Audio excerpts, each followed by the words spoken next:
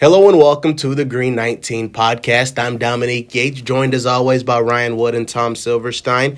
The Green Bay Packers win again 30-17 over the Miami Dolphins, improving to 9-3 on the season. And let's just jump right into it and break down the game. And Ryan, I'll start with you. Just once again, general observations. What do you make of this performance by the Packers on Thanksgiving night? Yeah, I think we should wish Happy Thanksgiving first, although it's very much the day after Thanksgiving. Happy Black Friday. Happy Black Friday.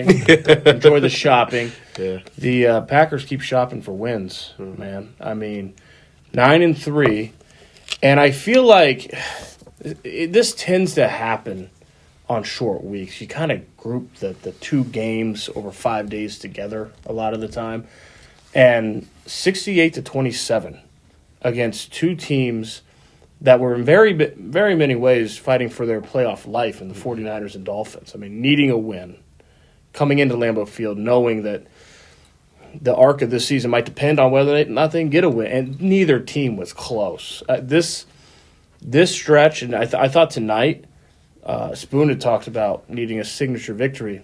This was it. You know, this was as good. You maybe throw their wins against the Cardinals, the Texans up there, but this is as good as they've looked all season. And I think that you're starting to see it reminds me of last year, where around this time they started to realize the pieces they had and use them accordingly. Let's just take one area, for example, the red zone. Okay, and there's a lot of other stuff to get to, but the red zone, they're currently sitting on an 11 red zone trip streak of scoring points. The last two tonight ended in field goal, but they had opportunity. Matt LaFleur, 4th and 3 from the 6, decides to kick the field goal because he's up so big, just wants to keep adding points to the board. Could have gone for it there.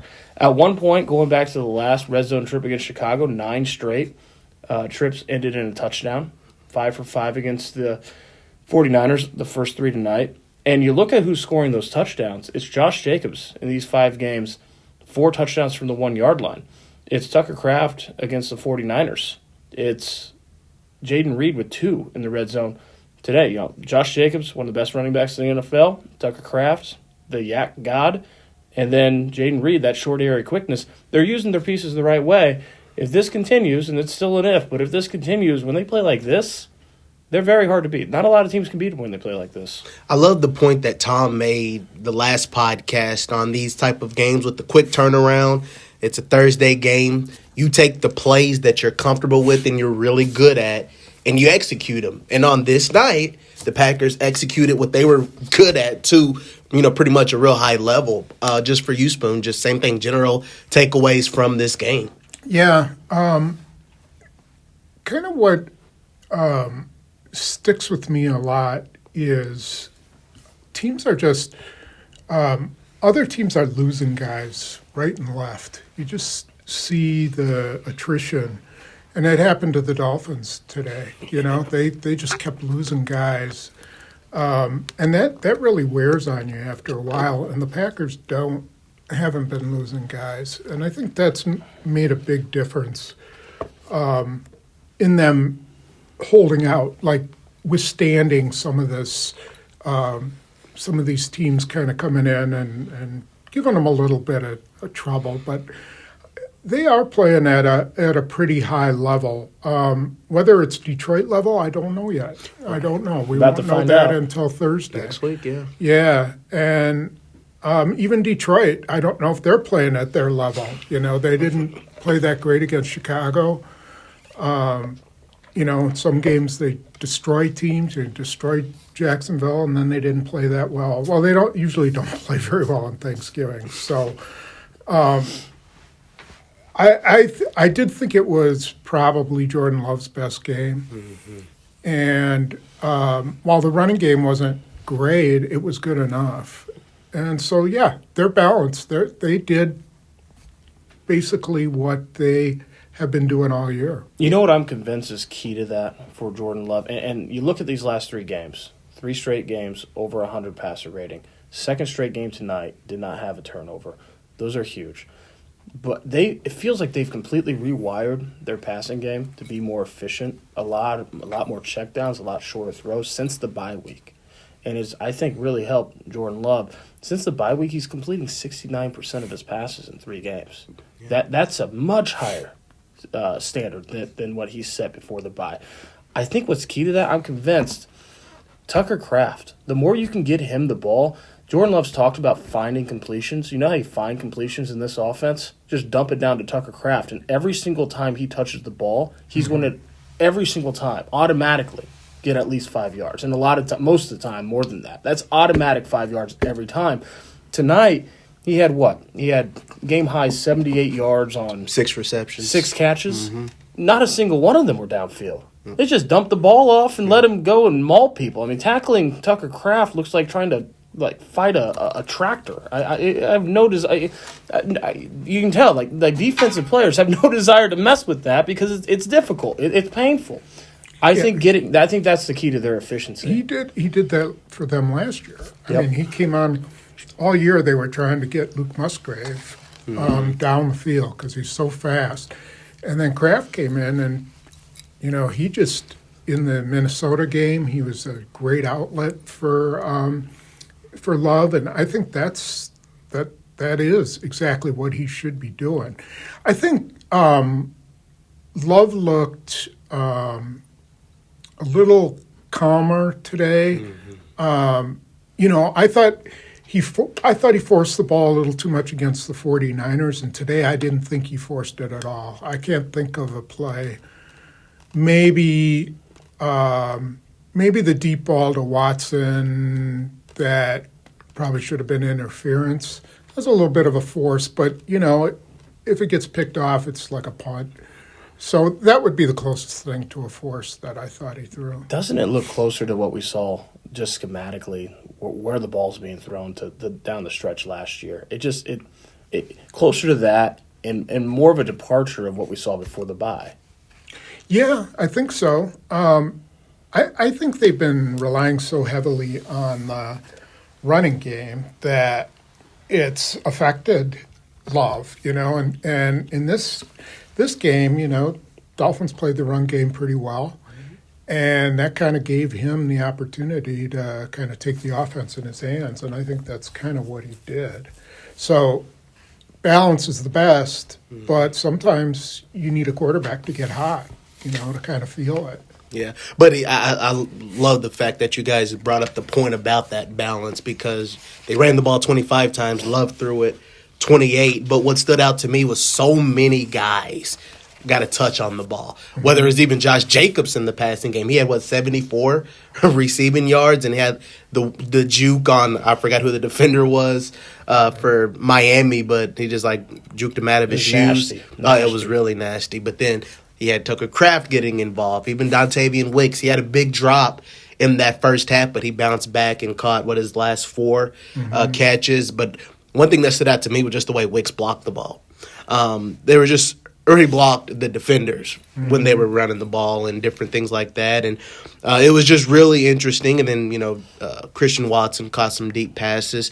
And so when you look at the offense like this, and I'll start with you, Ryan, is this closer, like I said, to what you envisioned it being? And do you think, obviously there's still more levels that can be there, but do you feel like it's a lot closer to where it should be? First of all, quick point on Josh Jacobs. They did not limit him tonight. Now, he didn't have the same pop behind his pads the way he did 5 days ago against San Francisco, but 19 carries, he had 11 in the first half. They were treated him like a workhorse, 43 yards, but with the receiving added, he's got almost 120 yards from scrimmage on 23 touches. That's not. That's he's a hoss. That is a grown man right there. I thought that was kind of a mistake. I thought they should have used Emmanuel Wilson more, and Brooks was running the ball well, especially in the fourth quarter. They were. I'm you got to save this guy. Don't run him into the ground. Here's where they could pay for that is ordinarily any other time you have a Thursday short week, you have a long weekend. Now they don't. Now, a week from today, they're going for another night game in Detroit on a 7-day schedule. I think that'll be very interesting to see if that affects him or not. Yeah. Especially these next couple of days in practice because Friday is treated like your Monday, and then you'll be off on Sundays, and then Saturday, and then you'll just Sunday's a Wednesday, Monday's a Thursday. Those are going to be the teeth of this week. But so I wonder how much they'll rest them, and just throughout this week as well. Something that I'll be interested to monitor. But back to I wrote Wednesday. I wrote 5 players who, based off San Francisco and what they did against the 49ers, looked like they could maybe potentially be on the verge of a breakout. And if you go down the list, Jordan Love was one. Check. I mean, he's coming around. Dontavian Wicks was another. And I would say check. I mean, he had his first target tonight was a bad drop, but then he caught the next 4 for 30 yards. And his blocking, if he blocks like that, it doesn't matter how many times he drops the ball. He's going to be on the field because he had the lead block on Jaden Reed's 12-yard touchdown. 4 or 5 other times he had the lead block. Jaden Reed's 23-yard jet sweep, he had the lead. I mean, Dontavian Wicks is a check. Lucas Van Ness, check. This is the second time in his career. First time was the Bears' regular season finale, the wild card win in Dallas, that Lucas Van Ness has had sacks on consecutive games. He certainly benefited from getting right back on the field and going and get another sack. And if he can come around, that's huge. Quay Walker, check. He's finally, in these 2 games, he's kind of shown why the Packers have insisted on being patient with him at Mike linebacker, because, frankly, he's a unicorn. There's just not a lot of linebackers in this league that have the combination of height, length, speed that Quay Walker has in the middle. Back-to-back games, he's at least had a tie for the team lead in tackles, 4 tackles for loss in 2 games, had the biggest play defensively of the entire night on 4th and goal from the 1, sacking Tua. That's a check. The one player that didn't really check the box tonight was Rashawn Gary, but he still had a quarterback hit, and he's been looking. I mean, I think you're starting to see those pieces. On the 1-yard line. Yeah, he had a tackle on the 1-yard that was a big play. So you're starting to see these pieces come together, and we've talked about it, Spoon.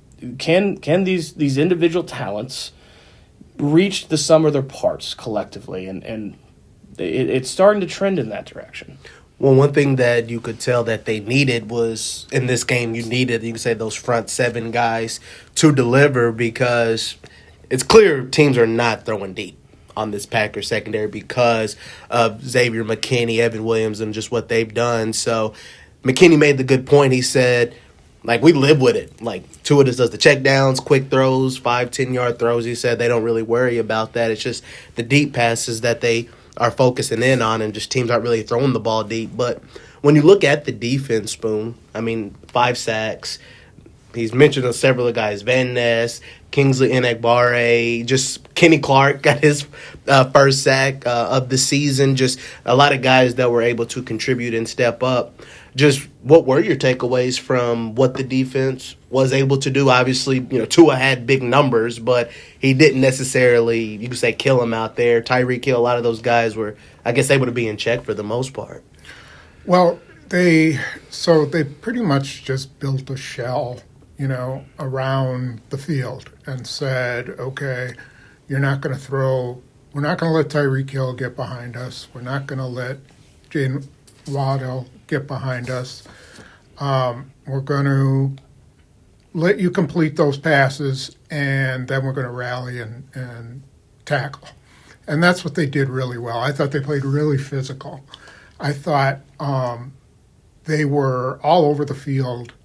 Just, if Miami broke a tackle or made a juke or they had some really innovative pick plays, that were totally legal, but really kind of interesting.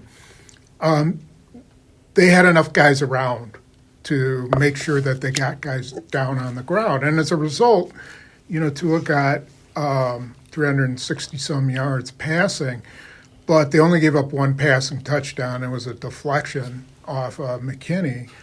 In the last 4 games, they've only given up 4 passing touchdowns, which isn't bad. The other coincidence with that is that Jair Alexander has been out those 4 games.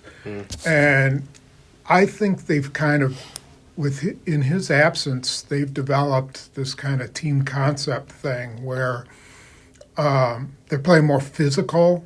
It's not based around one guy shutting down another guy. It's not about taking one side of the field away. It's sort of, one unit playing together and playing physical, kind of like the 49ers do. When they were playing their best defense, there was nothing complicated about what they were doing. They're playing zones, and they were rallying to the ball. And I thought that was the most they've looked like the 49ers, despite giving up the 366 yards, which I think that's misleading. He had to throw it 6 times? Yeah. So that was my take. I did think they finally started to get some pressure. There's no question about that. Van Ness has looked better. This was Quay Walker's kind of game. If he's going to excel, this is the type of game he's going to excel in. Same with the 49ers game. Now, I want to see him do this against Detroit. Now comes the test with those big behemoths in the middle. Can he take guys on and make those same plays?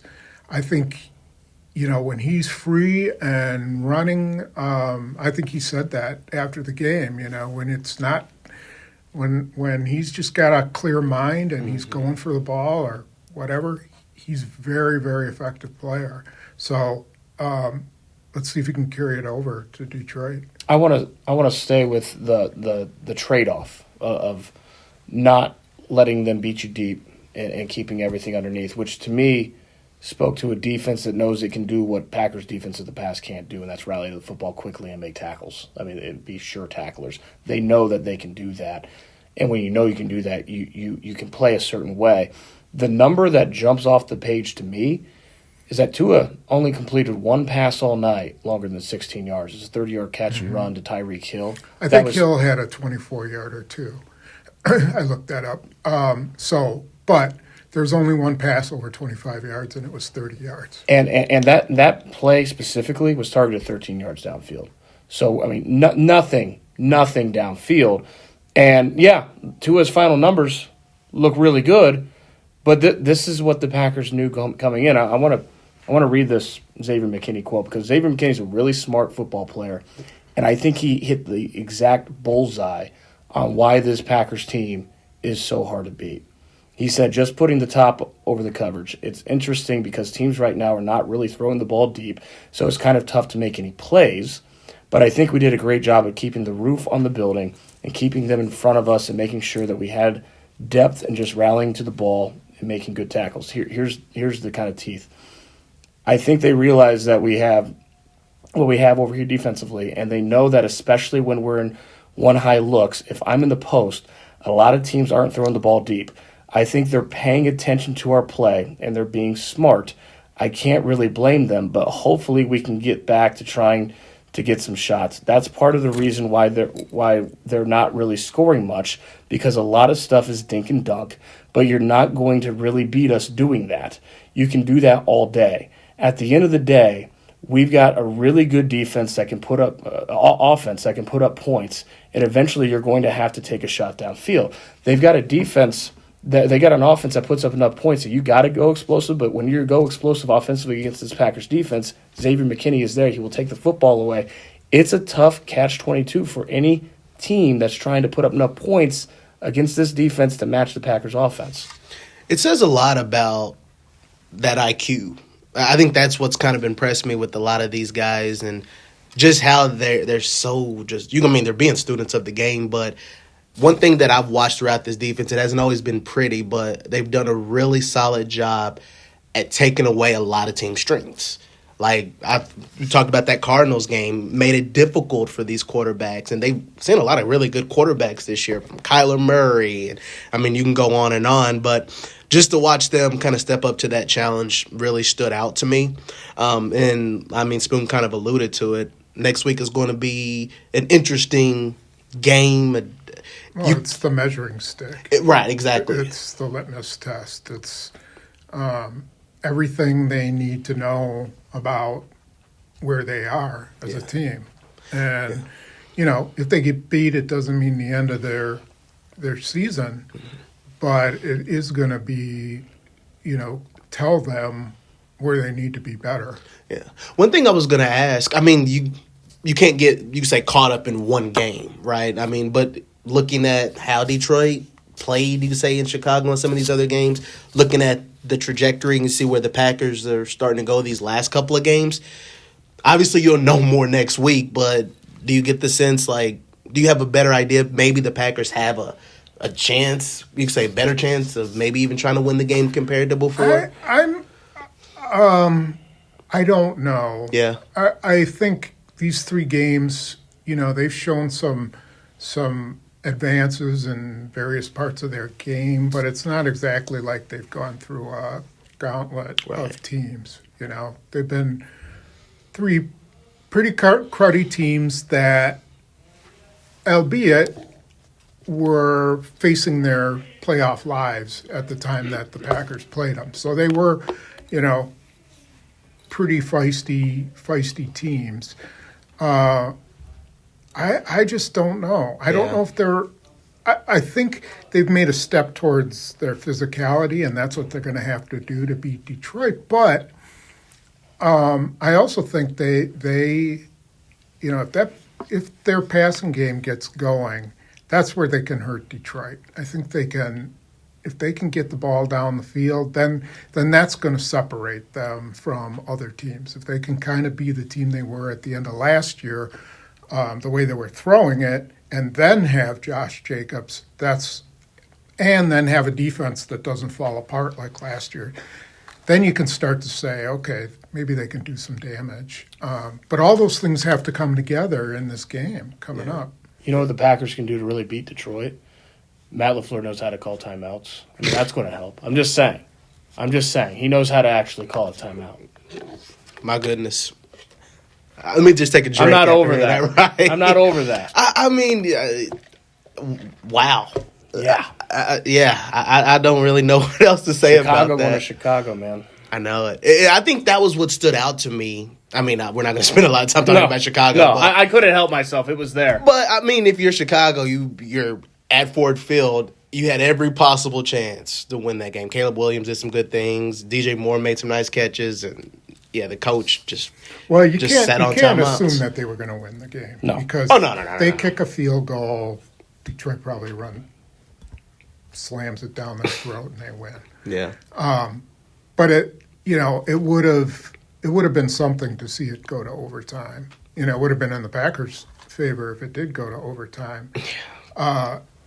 But I don't know if that's a good point, Spoon. Yeah, I don't know if it's a reflection of Detroit at all. I mean, I think playing on Thanksgiving is tough, and Detroit dominated in the first half and then kind of wore out in the second half and kind of were their own worst enemy at times. The Jahmyr Gibbs fumble. Yeah, Jameson Williams or the play on the sideline where he got the unsportsmanlike conduct for throwing the ball in Tyreek Stevenson's face. I mean, that was really dumb. Yeah. So, I don't know. I don't want to make too much out of that. Right. Other than, Eberflus is done. But I think he was anyways. I don't think he was coming back. The difference for me is that at least the Lions are going to face competency Thursday night, and they didn't today. And that's a big difference. Now, will they face execution? Because the Lions did not face execution the first time they played the Packers. Packers didn't execute in any way. And they've really, since then, that was the game before the bye. And in these past 3 games against opponents that are not the Detroit Lions, but still, against the last 3 opponents, they have executed in those areas far superior than they did before. So, as Spoon said, this is the litmus test now. How much of that is fool's gold, subpar opponents? How much of that is that this Packers team that is still very young and, as young teams do, can progress throughout a season, as you saw last year, is following that script again? Yeah, I mean, it's pretty unique what the youngest team in the NFL took on the oldest team in the NFL on this Thanksgiving night. But when we kind of wrap it up, and I mean, it's only fitting you talk special teams because with Daniel Whelan punter superstar, big time. But then, I mean, again, I guess life must be easier when you know you're going to throw a kicker out there, especially if it's inside the 50, and the chances are you're going to score. So even like the end of the half swing, but you get back-to-back sacks, the Jaden Reed touchdown, you get another stop, and then McManus a field goal to end the half, and it's 24-3, and then even coming out, he hit 2 field goals in the second half. So I guess that's just another big thing for looking at years past and including last year. I mean, special teams can win or lose a game, and what Whelan did, what McManus is doing is still big. And even Keyshawn Nixon opening up the game with the kickoff return, they just, did some good things even on the special team side of the ball. Yeah, he will be a factor at home. Yeah. He's not going to be a factor in Detroit, that's a benefit when they're at home, and then when they're on the road, they'll be starting on the 30 every time. Yeah. One area that I don't want to gloss over is all of the offsides penalties and lining up offsides. And I mean, if I'm LaFleur, I am irate with Rebrovich for what is going on. How can these guys not be lining up correctly? Yeah. I mean, it took a sack away from Enigbari. Slayton jumped off again. Wyatt did one. Did Enigbari have one? Did Enigbari have one too? Yes, he had one too. So I don't know what they're teaching them, but it's wrong. It's not to look at the football. It's that simple. Look at the ball. Yeah. I know. Right? Yeah. I mean, Gary's was so far over, I thought he was practically in the backfield. Yeah. I mean, what? I don't understand how that happens. You're going to have an eye chart in the Packers locker room come between now and or have Thursday. Some guy on the sideline with one of those laser, with the lights in your eyes. Yeah. So back up. Well, just look on the ground. It'll be right on the ground, the laser level. Just have it run right across the line, and don't have your helmet across that. Yeah, I think that's the unique thing about this Packers team. It's not like they have a bunch of holding penalties or a bunch of pass interference. It's all pre-snap stuff. I think that's what's really just unique in terms of the high number of penalties that they have. Obviously, they've come down, but it's a bunch of pre-snap stuff. I mean, that kind of stuff can kill you. Yeah, because I think about that sequence where it was 4th and 4 for the Dolphins. They had to delay a game. It backs them up because they were going to go for it, but then they were going to kick the field goal. Then you get an offsides, and it was a more manageable 4th and 4, and they converted it. And sometimes a lot of those can be bag-breaking plays or just a complete momentum shift. Yeah, they were lucky they stopped them on that drive and ended up eating more clock. Yeah. But, that's a head-scratcher, how they can be so bad in that area. You know what I'm wondering, going back to special teams? Yeah, I'm just wondering, but is it possible that the Packers have one of the best kicking tandems now in the league? I mean, you look at Daniel Whelan tonight. Not only did he put 3 punts of his 4 inside the 20, not only did he have a long of 50, I mean, he boomed it even through the real cold. Not only did he put it, high enough to have him off, right, on the first punt, but and that was an awareness. Rich Bisaccia had talked about Daniel Whelan's awareness improving. The wind was nasty. He put it high, and it was very clear that Dolphins returner from the very beginning, he was struggling locating a spot to catch the ball, but he didn't have a miss hit either. I mean, all 3 were he had 1 touchback, but all 3 were hit well. The consistency is there. And then Brandon McManus, all he does is go out and he makes his 2 field goals, makes it look simple. Yeah, I don't, he's not Brandon Aubrey, who can hit a 59-yarder at the drop of a hat. He's been good. Yeah, he's been good at what they've asked him to do. Right. If it comes down to a game where he's got to hit a 59-yarder, I don't think he can do it. Where if you have an Aubrey or a Justin Tucker or, one of these, even Bates from Detroit. I don't know if he can do it, but he might. That's the one area where I don't know that McManus is proven. So that's why I would hesitate to say that. That's the complete guy, is the guy who can hit these 59 yarders. A bunch of these guys can do that now. I'm just wondering if the tandem, having reliability in both spots, and not just reliability, but something better than average. I mean, clearly, I think both are better than average. Well, there's other teams who have good punters and good kickers. Yeah, I don't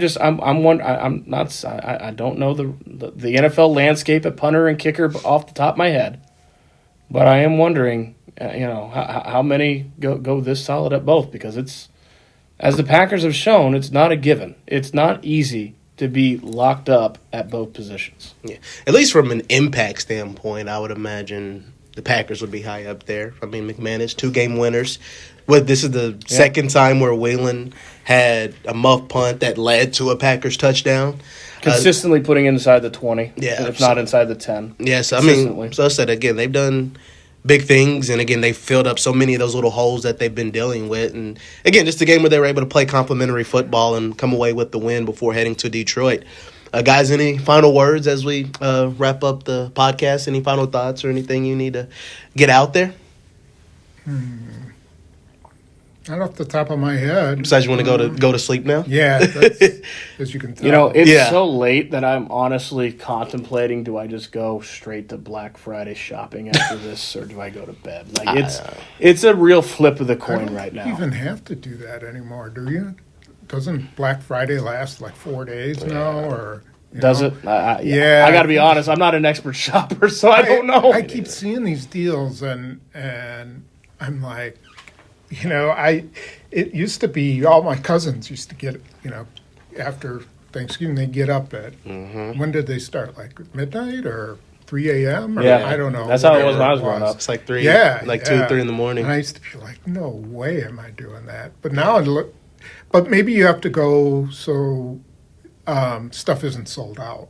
Right. When do you get your shopping done? What's your strategy? I usually get it done about December 24th. Same. Yeah. That sounds like me, actually. See, this is why I was asking. I was hoping that you could provide better guidance to the youth here, Spoon. Yeah, I know. I am terrible great. at Well, I follow in your footsteps. shopping. Yeah. That's true. I knew we got along well because, shopping is just not my thing. Yeah. And it I'm never will I be. hate it. Blatant procrastinator. Yeah, me too. At least with shopping. Anything that involves me spending money, I'm going to procrastinate about it. I just can't. You've been together with somebody for 20-some years. It's like, what do you need? It's like me. I'm like, what do I need? I don't need anything. That's I right. mean, hit the lottery maybe. True. But other than that, I don't have any really big needs. So You've got kids that are 12 and 10. It's like, I've already bought them everything for Christmas. I have no idea what to get them now. I think actually from a strategic standpoint, my kids, I'm starting to focus more on experience over items. Pay for the experience, give them the experience. They love going to Bucks games, go down, stuff like that, rather than love that when I was a kid. toy. Yeah. Yeah. I think it's big. Well, I guess it's only fitting that I ask. Since I'm new, I've only been here 3 months. What are you guys getting me since you haven't been around me for a long time? I'll give you a handshake. Maybe later. I'm getting you the same thing I got you last year.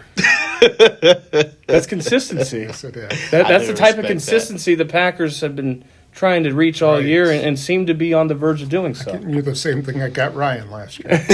I feel the love. Lump of coal in a sock? I feel the wow. love. Hey, it's Thanksgiving, I guess. Not anymore, but I'm still grateful for Hey, that. can I just? Now that you mentioned it, can I just bitch that there was no pumpkin pie in the press box? You can always bitch. I mean, like, I know. I Bitch usually away. don't care what they serve. I don't care if they serve gruel or whatever. They don't have to feed me. But on Thanksgiving, please, come on, have somebody cook up a pie. I mean, my God, go to Pick and Save and buy one. I'll chip in. They did have turkey. They all had some gruel, too, that beef stroganoff. I don't know what that was. It's- Stroganoff on. But they had stuffing. Yeah, they I did have didn't eat stuffing. it. I definitely did not eat that. I waved at it as I passed by to the turkey. Yeah, but Spoon did make me laugh. We're sitting there eating, and he just comes to sit down. Like, where's the pumpkin pie? Oh, Spoon was hot. He was. I was really. Spoon was That's real true. hot. Well, they had carrot cake and cookies. Yeah. I mean, what the heck is that? Yeah. My favorite thing about this is that of the three of us, you would think the person to be hot about no pie would be me, but no, Spoon was I know. Spoon was not pleased. I know. It was even bad. I guess what was funny to me, like we had more feedback from our food takes than some other podcasts we've done. So I had people walking up to me, I'm sorry we don't have cornbread here. They were giving me all that, but Should be sorry. they should have been. I know it. I'm just like, I'm grateful to be here. But I'm next cornbread. year. I'm going to bring the pumpkin pie. You know, I'm gonna hold you to seriously. that. I'll buy a dozen pumpkin pies. And I'll I'm line them definitely up holding in you to there, that. I know it. I'll bring me some cornbread, and I'll just like, hey, y'all got an oven in the back Yeah, somewhere? right, exactly. Hey, Just could you at like- least slice it up for me? That's exactly right. But other than that, for me personally, it was a cool first Thanksgiving here. A lot better than Detroit. A lot better than I Detroit. like the experience. Do in you? Detroit. Oh, I think I'd rather be here. I like the 11:30 a.m. game. That is nice. Oh, that- It's yeah. 12:30. Can't up argue there. with that. Yeah. But I mean, there's so much. I don't know. There's just a lot of history and tradition with it Yeah. in Detroit. You like Even sitting though next to they me at won dinner? for the first time. You like sitting next to me at dinner last year? Yeah, that was fun. You That enjoyed was it. fun. I did too. There you go. I'm looking forward to going next week. It's going to be an interesting game. You got Oh. Perkins right now. It's a mammoth game. I mean, this is What, as 11 regular and season 1? games go. Yeah. They don't get much bigger. Now, come January, yeah, you know, it'll take a back seat. But for an early December game, this is as big as it gets. Yeah, they have some really that. You know, they've got Detroit. Seattle's not pushover, No? and then they got the Vikings on Yeah. the road too. So, you know, But here's the thing: if they play like they can win all three of those games. I mean, that's how good this team can be. I I'm agree. I'm not predicting that they go into Detroit and win. I'm saying they can. They can. It all depends. I mean, if you're the Packers, it's a cliche that coaches use all the time, but in their case, it's true. It's like focus on yourself and how good can you be, how well can you execute. And if you do that, you have the talent to beat anybody. That's true. But they come out of another game not only with a win, but healthy. So another big thing for them going through this season. And again, all you can say is buckle up next Thursday in Detroit. Again, I'm looking forward to this game. I know it'll be a big one. 11-1 versus 9-3, two teams that are just playing really good. And again, what a juggernaut the NFC North is. What else can you say about it with some of the teams and just the way they perform? So, guys, I think we're good. And I Yep. think we can call it a night/morning. Let's go shopping. You can do that. I'm going to go to sleep. Okay. Thank you all so much for checking out the Green 19 podcast. Hope you had a great Thanksgiving and enjoy Black Friday shopping if you do that. And hey, get ready for next Thursday in Detroit. For Ryan Wood, Tom Silverstein, I'm Dominique Yates.